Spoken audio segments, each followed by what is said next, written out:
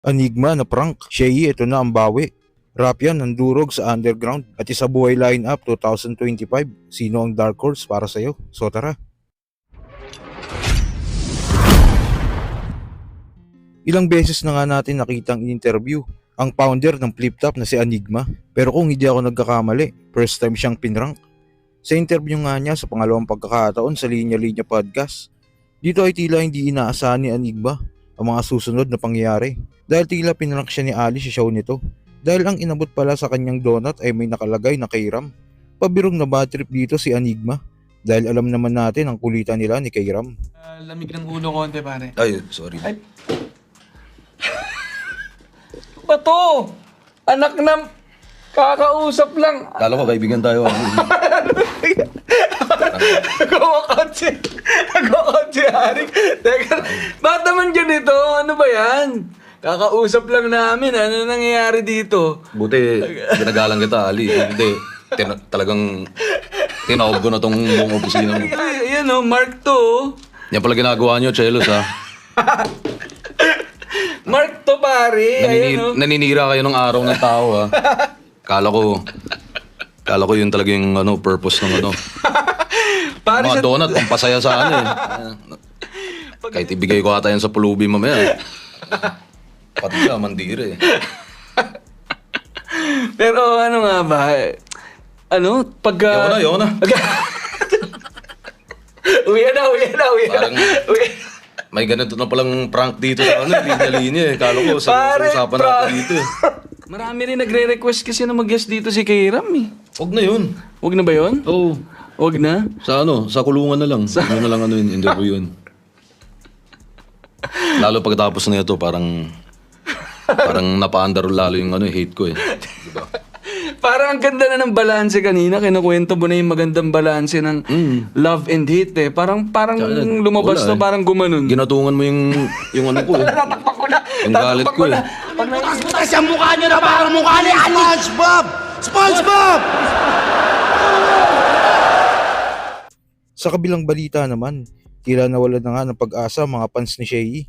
Nasasagot ito sa nilabas ni Abra ng diss track dahil matagal-tagal na din ang una siyang naglabas ng Aubrey. Pero ito nga lang nagpost si Shea at tila part 2 ito ng Aubrey. Pero marami na ngang nakatunog na April Fools ito dahil nilabas niya ito eksaktong April 1. Kahit ang mga battle MCs ay nadali ni Shea. Nadali mo ako. Walang ka. Akaw. Ano to?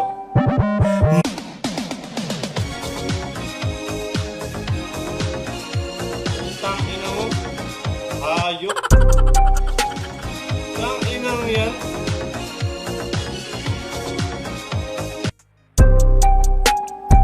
Gago. Akala ko talagang totoo, putang ina. Nagtitima ako ni Shea, April Fools pala, putragis.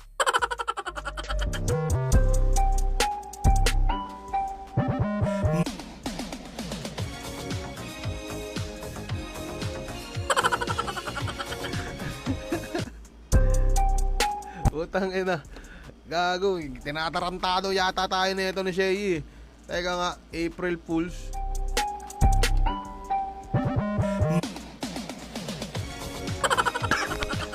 Putang ina. Pero ilang minuto matapos niyang ilabas ang akalaing nating part 2 ng Aubrey. Ang post naman agad ni Shea ay ang picture niya na may hawak na mug.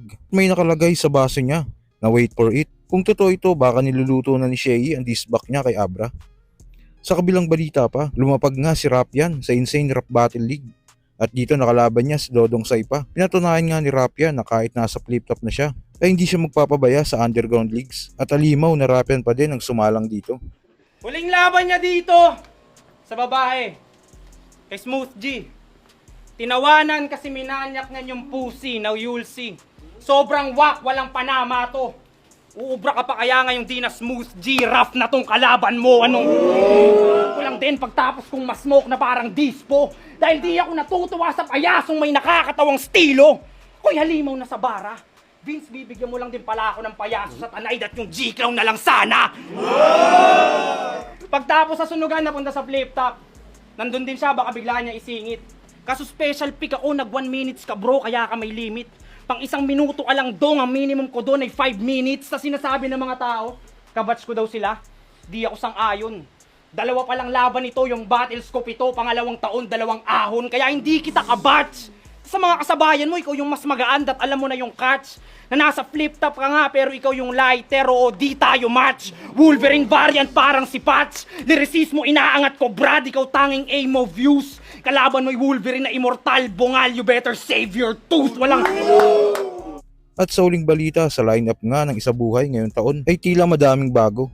Pero di nga porket maraming bago ang kasali ngayong taon ay hindi na magiging exciting ang bawat baitang ng nasabing torneo.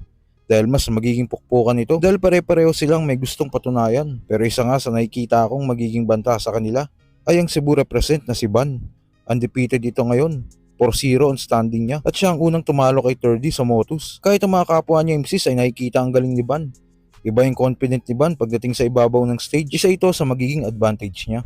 Alam nyo bang, nag-share to ng battle ni Husky at ni Cripply sa Facebook. Tapos yung caption, panoorin nyo. Judge ako dito. Judge ka lang pala!